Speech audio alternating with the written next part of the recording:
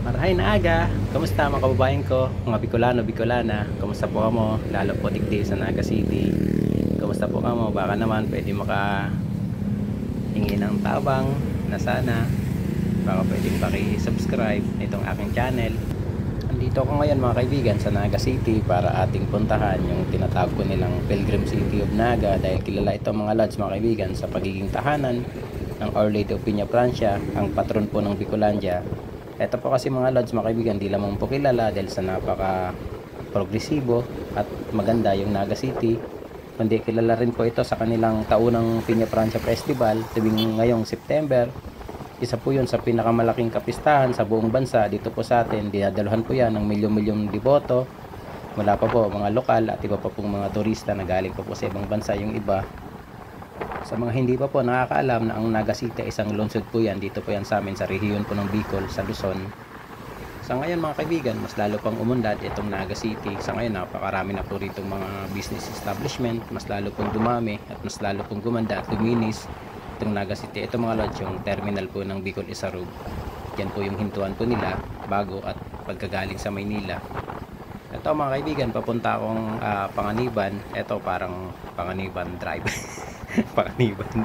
Okay. Sensya na, di ko kabisado rito. Matagal na kasi ako wala rito sa lugar na to. Pero dati dito ako nagtrabaho mga lods mga kaibigan. Matagal-tagal na panahon yun. Sa may Magsaysay kami nakatira noon nung nagtitinda pa ako rito ng sabon sa buong Bicol. Medyo malaki at malawak po itong Naga City. Dati nga nawala-wala ako rito. Kasi hindi ko alam kung saan ako noon pupunta. Pero parang paikot lang po yung Naga City, yung mga kalye po nila. Pero syempre kapag bago ka, talagang mawawala ka po rito. Ang kasalukuyang mayor ngayon dito mga kaibigan, yung ating dating VP na si Mayor Lini Robredo. Siya po yung ngayong mayor po rito na kasalukuyan. Ito mga lods mga kaibigan, napaganda po ng kalsada po rito, papasok po ng Naga City. Pero ngayon, kapag ngayong malapit na yung festival, talagang sigurado na mahirapan po kayo makapasok dito, lalo na kung may mga sasakyan po kayo. Etong Naga City mga lods ay isa sa pinakamatandang lungsod dito po sa atin sa Pilipinas. Noon pong panahon ng Kastila, noon pong 1575, ito po ay tinatag ng mga Kastila bilang Ciudad de Cáceres. Ipinangalan po yan kay Governor General Francisco de Sande na taga Cáceres, Spain. Isa ito mga lods sa tatlong unang lungsod na itinatag sa panahon ng kolonisasyon kasama ang Cebu at Maynila. Kaya talagang isa sa pinakamagandang lungsod at pinakamatanda rin pala itong Naga City talaga sa atin dito sa Pilipinas. Ito mga lods, napakarami talaga rito mga business establishment na halos kompleto na po rito para na rin itong Maynila sa ganda. Itong Naga City mga lods mga kaibigan ay tahanan din po ito ng makilalang paaralan o universidad tulad ng Ateneo de Naga University at University of Nueva Cáceres. At marami po rito mga sikat na eskwelahan, tapos mga sikat na hospital na talaga namang halos parang Maynila na rin po yung kalidad ng kanilang edukasyon, ng kanilang serbisyo sa mga hospital. At ang mga lods, napakalinis po ng Naga City. Grabe, napakaganda talaga rito. Napakatagal na panahon ulit ako nakapunta rito talaga. Kaya nakakamiss din pumunta rito. Grabe. Konting trivia lang po tayo mga lods mga kaibigan. Itong Naga City, tinatawag din po itong lungsod na Heart of Bicol dahil nasa sentro po ito halos ng lokasyon na ito sa rehiyon po ng Bicol.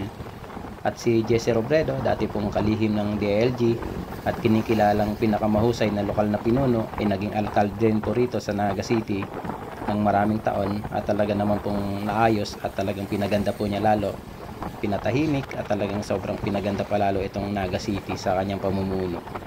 At ngayon nga po yung kanyang may bahay, si dating Vice President Leni Robredo, siya po yung kasalukuyan nga pong mayor po rito sa Naga City. At mga kaibigan, sa kaliwa po natin yan yung napalaking cemetery po rito sa Naga City. Pag yan nag-undas po talaga rito, nakapaw grabe traffic. Ito naman mga lods, sa unan po natin, malapit-lapit na po tayo papunta po doon sa intersection. Rotonda po yan tawag dyan. Kasi dati hindi naman yan rotonda parang may stoplight yan dati noon. Hindi ko lang masyadong tanda. Ngayon kasi ginawang rotonda, mas okay po yun, dire-diretso na po yung mga sasakyan na paikot. Dati kasi talagang nagkaka-traffic din po rito. Tapos dyan sa pakaliwa, yan na po yung papuntang diversion road dati. Hanggang ngayon diversion road pa rin. Tapos ito yung pagkanan po natin, yan naman yung pamuntang Magsaysay. Tapos ito pag diniretso natin, lalong papunta po yan ng city proper po yan. Hinto muna tayo rito para makapagpa-picture dito sa rotonda. Walang gaanong maganda marami pong sasakyan kasi ngayon medyo patanghali na. Tapos ito sa kanan ko, yan po yung isang simbahan po rito sa Naga City. Tuloy na po natin yung ating paggagala dito sa Naga City na napakaganda. Ito mga lods, welcome to Naga City. Napakarami na rin po rito na mga sikat at magagandang mga hotel po talaga. Halos yung iba mga 4-star na po ata yung mga hotel po rito. Nakalimutan ko na yung mga pangalan. Pero isa sa natatandaan ko rito yung Avenue Hotel yata yun sa dulo nitong Magsaysay. Tapos meron pa po yan, Caceres Hotel po ata yun, kung di po ako nagkakamali. Eto mga lods, nandito na tayo sa Panganiban. Eto sa unahan po natin, mayroon po dyan pakaliwa papuntang SM Naga, hanggang papunta rin po yan sa terminal po rito ng Naga City. Ang ilan mga kaibigan sa simbahan o kaya religious sites po rito sa Naga City ay ang Piña Francia Basilica Minore. Yan po yung sanctuary ng Our Lady of Piña Francia. Napakalaking simbahan po niyan at mahalaga po yan sa pananampalataya po namin mga Bicolano. Tapos ang sumunod, Our Lady of Piña Francia Shrine, yung Old Paris Shrine po yan dito. Tapos yung Naga Metropolitan Cathedral o kaya St. John the Evangelist Cathedral, isa po yan sa matandang simbahan dito sa Naga. Napakaganda po ng architecture po niyan. Tapos yun nga po yung San Francisco Church kung saan po huminto kanina. Isa po yan na maganda rin pong simbahan. Ito mga kaibigan, kung nyo nakikita, napakarami na po ng mga magagandang banderitas. Tapos may mga civic organizations na tumutulong po rito sa pagsasayos ng festival po rito. Ito mga kaibigan, yung ilan sa mga ginagawa po rito sa Piña Francia Festival, yung Novena Masses. Isa po yan na 9-day novena, pang araw-araw na misa at panalangin bago ang pangunahing pista. Kasama rito yung penitensya, procession sa umaga, tapos confession. Ang traslasyon procession, dinadala po yung imahe ng Our Lady of Piña Francia at Divino Rostro mula sa Piña Francia Shrine, papunta po yan sa Metropolitan Cathedral. Sumisimbolo po yan ng pagsisimula ng novena. Tapos yun po talagang pinakaabangan yung Globial Procession. Isa po yan sa pinapanood, yung pagpo-procession sa ilog po rito sa Naga River. Talaga pong sobrang inaabangan po yan, na nakalagay po yan sa pagoda at iba pong mga kasama na bangka habang pinoprocession po sa ilog. Tapos yung isa pa po mga kaibigan, yung sa mismong araw po ng pista, yung may malaking misa sa Basilica Minore. Tapos may mga aktibidad din pong ginagawa po rito mga lods, katulad po ng civic parade, flute parade, tapos majorate, drum and lyre competition. Iba-iba pong mga paaralan, grupo ang sumasali po dyan. Tapos yung pong Buyadores Festival, yung pong ginaganap po nila rito, yung street dance, pilgrims dance, procession ng mga deboto. Talaga naman pong sobra pong napakaganda ng event po na yan. Marami rin po rito mga lods, mga kaibigan, concerts, exhibits, tapos mga trade fairs, food festivals. Ang isa pa sa pinakaabangan din po dito, yung civic and military parades. Parades po yan ng mga pampublikong tanggapan, militar, mga mag-aaral. Medyo makasaysayan po talagang event na yan. Tapos meron din po rito Miss Bicolandia. Tapos yung mga events naman po rito, meron naman po rito mga panran minsan, tapos marathons. Kaya talagang sobrang napakaganda po ng Piña Francia Festival po rito. Halos buong September po nag-umpisa po yan. Kaya talagang sobrang dinadayo itong Piña Francia Festival ngayong September dito, dahil sa napagandang mga events, napagandang mga gawain po nila rito kapag magpipiña Francia. Dito mga kaibigan, malapit na tayo sa mga park na talagang napakasarap tumambay. Dito rin po ginaganap yung mga concert at iba pa pong mga event, katulad po ng Miss Bicolandia. Dito paglagpas po natin sa tulay, tapos dito parang dito kami tumuloy dati noon, may mga hotel din po dyan sa pagkaliwa, yung Sampaguita Hotel Bata ata yun kung di ako nagkakamali. Tapos eto yung ilan mga kaibigan sa mga park na pwede nyo pong puntahan at tambayan, lalo na po yung Rizal Park, yung Plaza de Nueva Cáceres, isang plaza o parke na nandito po sa sentro. Napakalapit po yan sa mga food establishment, kaya napakasarap pong pasyalan po yan. Tapos yung Plaza Quezon, katabi lamang po yan ng Plaza Rizal, ginagamit po yan para sa event, tapos concerts at iba pong mga social gatherings. Tapos yung Plaza Barlin, napakalapit po niyan sa Metropolitan Cathedral. Dito mga kaibigan, malimit namin ginaganap yung mga event noon, kasi talagang halos noon sumasali kami noon sa mga Miss Bicolandia. Tapos talaga nag-sponsor kami noon at nagdadala rin kami ng mga artista para po sa ikagaganda po ng event. Halos dito ginaganap sa may Plaza Quezon. Marami pa rito mga kaibigan, mga lods, na talagang magandang puntahan sa Naga City, katulad po yung Mount Isarog National Park. Talagang napaganda po nun. Kung gusto niyo pong may mga trails, tapos may mga falls, at talagang napagandang lugar, din po napagandang puntahan din sa Mount Isarog National Park. Kung hindi ako nagkakamali mga lods, mga kaibigan, parang mayroon dito na parang Naga City Skate Park para sa mahilig sa mga skateboard. Di ko po alam kung nandito yun Tapos mayroon pa rito Naga City Ecology Park, isang napakalawak na green space na may mga exotic plants, tapos orchid garden, mini forest, tapos magandang walking paths at magagandang mga lawns, magagandang destinasyon para sa picnic, pag-stroll, tapos pag relax. Ito mga kaibigan, talagang kapag araw dito ng piyesta, naku po, grabe, napakaraming tao po rito.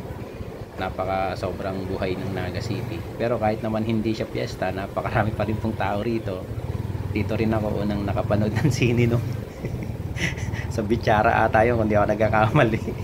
Kasi nung nag-aral pa ako nun sa Pili, sa Camarines, dito kami pupunta kasi sa Pili noon di pa masyadong asensado. Tapos di ko alam kung may sinehan noon, pero dito talaga may sinehan po rito, Bichara, tapos iba pa. Kaya dito kami tumatambay sa plaza. Ito mga lods, mga kaibigan, naman yung kanilang public market. Tinatawag din yan mga kaibigan na People's Mall. Ayan, may mga statwa na pala rito. Ito mga kaibigan, palapit na tayo sa Naga River. Parang dito po ata ginaganap yung fluvial procession, yung procession sa ilog na ginaganap dito kapag Peña Francia Festival. Palabas na ako mga kaibigan, mga lods, ng Naga City. Sensya na, di ko po sobrang naikot yung buo kasi babalik pa po ako ng Maynila. Halos baka abutin ako ng gabi. Konting pasensya na kung eto lang po yung nai-tour ko po sa inyo. Eto mga kaibigan, yung Naga City River. Parang dito ginaganap yung prosesyon ng Our Lady of Peña Francia.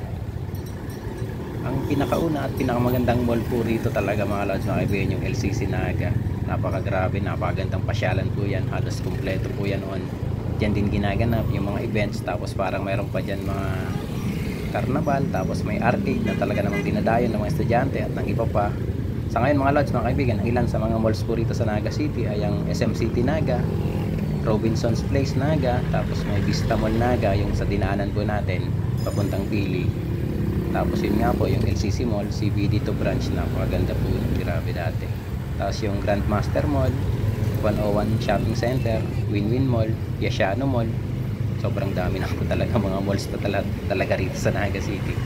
Tapos mayroon pa po yata ako nakita na SNR, tapos may Landers. Kaya kumbaga, grabe, halos kumpleto na po rito. Hindi nyo na kailangan pumunta ng Maynila kasi andito na rin yung ibang mga nandun na makikita po natin sa Maynila. At dito medyo matraffic na. Pero di naman ganun katindi katulad sa Maynila po talaga.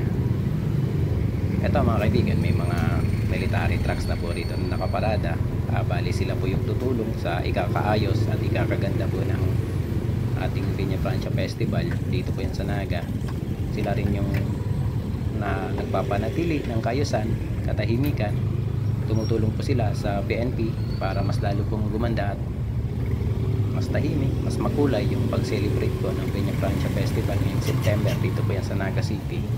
Ito mga lods, palabas na po ako. Papunta na po ako dun sa Maharlika Highway. Bali, pupunta pa po muna ako dun sa pinsan ko na may bibilin silang motor.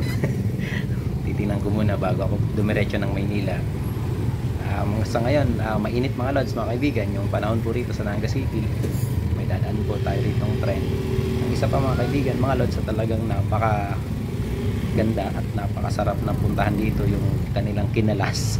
Napakasarap nun mga kaibigan, na uri ng noodles nila rito na talaga namang sobrang dadayuhin nyo, lalo na kung talagang gutom na gutom kayo, tapos medyo gusto nyo may sabaw na noodles. Dito po yan sa Kinalas Naga.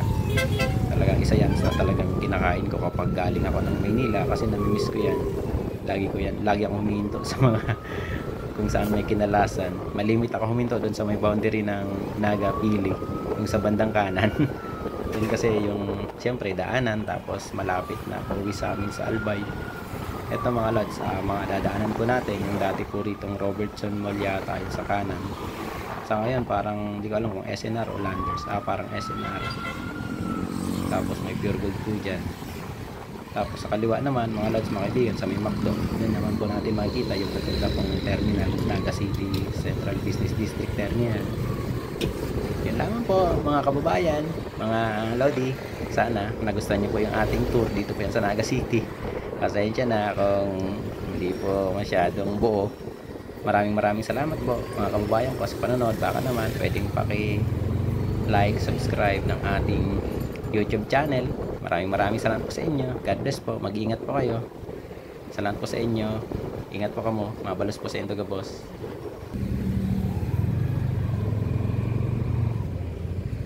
Teka mo. Nakalaabos ako eh.